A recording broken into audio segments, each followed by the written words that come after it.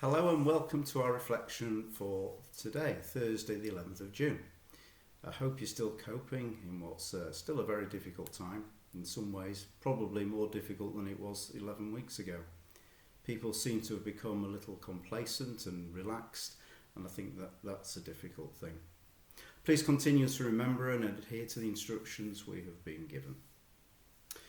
I was thinking about how many of us may feel a little isolated at the moment. I know lockdown is being eased, but make no mistake, we are still firmly in the throes of it.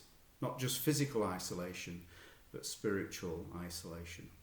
We may have the joy of salvation, but lack our Christian fellowship because of the current pandemic that we face. Let me start by saying our feelings are real, but I have some news for you. The feeling of spiritual isolation is not new, even though it is new to many of us. There have been Christians around the world that have had to meet in house groups or underground just to be safe when they gathered. There are others like the Apostle Paul, who are often alone spiritually in cities that were filled with a deadly sickness God calls sin. But I want to share with you a different story. Our story is found in 2 Kings chapter 5. It begins with a man who was actually the commander of the army for the king of Syria, who was not really a friend of Israel. His name was Naaman, and he had a deadly and scary disease that was put in the general category called leprosy. How severe a case of skin disease he had, we don't know. What we know is a young girl who was captured by the Assyrians and became his wife's slave, spoke about a man who could cure him. To cut a long story short, after being told to dip 7 times in the Jordan River and finally being willing to do it, he found himself clean from the leprosy. Now this is the part where the story gets interesting. And I'm reading from 2 Kings chapter 5 verses 14 to 16. So he went down and immersed himself 7 times in the Jordan, according to the word of the man of God. His flesh was restored like the flesh of a young boy, and he was clean. Then he returned to the man of God and all his company. He stood there before him and said, "Now I know that there is no God in all the earth except in Israel. Please accept a present from your servant." But he said, "As the Lord lives whom I serve, I will accept nothing." He urged him to accept, but he refused. If you heard that we had come up with an instant cure for COVID-19, how excited would you be? How much would a cure be worth to the people of the world right now? If it was your spouse, child or parent who was sick to the point of death, how much would an instant cure be worth to you financially?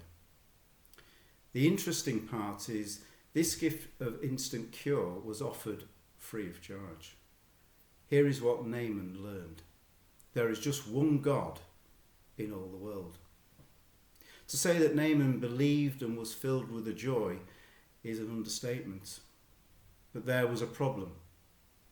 The king of Syria was not a believer in the God of Israel. So Naaman asked for a second gift. He had already received a cure, but here is his second request, and it's from verse 17.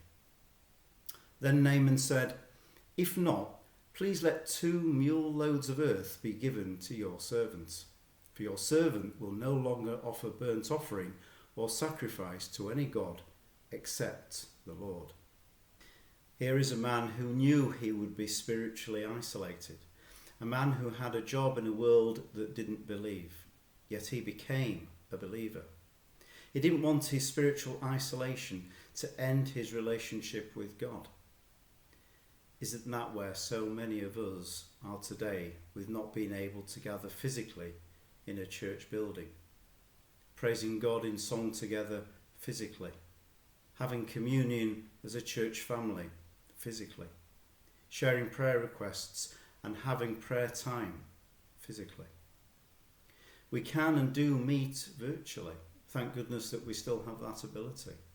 And it's likely that this will continue for the foreseeable future. It's time for us to get our 2 mule loads of dirt. God, the creator of the heavens and earth, the one who came in the flesh as Jesus, lived to show us how to live, died for our sins and rose up again. God's got this. You're not alone if you are physically okay. You're not alone even if this time of isolation keeps us apart for several weeks, months, or dare I say longer. Start by affirming your faith in God. The ground in Israel was no more holy than the ground in Syria. But Naaman knew he was going to be alone in a spiritually sinful world and didn't want the king's worship of idols to keep God from seeing him worship. So what did he do with all that dirt? Maybe it was to be a reminder of his cure and God. Maybe he took it back to have it in a place where he would worship God. What we know is that he wanted it because he was spiritually isolated. It's time for you and I to get our 2 mule loads of dirt. By that I mean it's time for us to make sure we stay connected to God as a church family. We are offering many ways for people who have access to the internet to do just that. We're helping to distribute material to others who don't have this access. Just because you are not in the church building doesn't mean you are isolated from God. God will never leave you nor forsake you. Our connection right now is more through technology or a good old-fashioned phone call than it is in person to person in a pew. But you are not alone.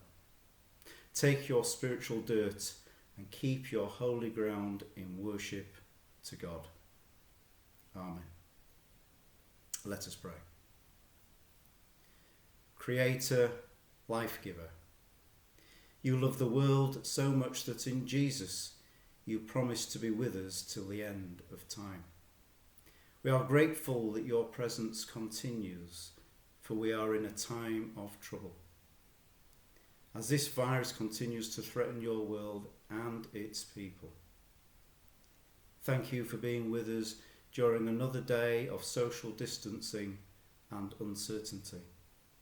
Guide our minds and hearts as a remedy is sought.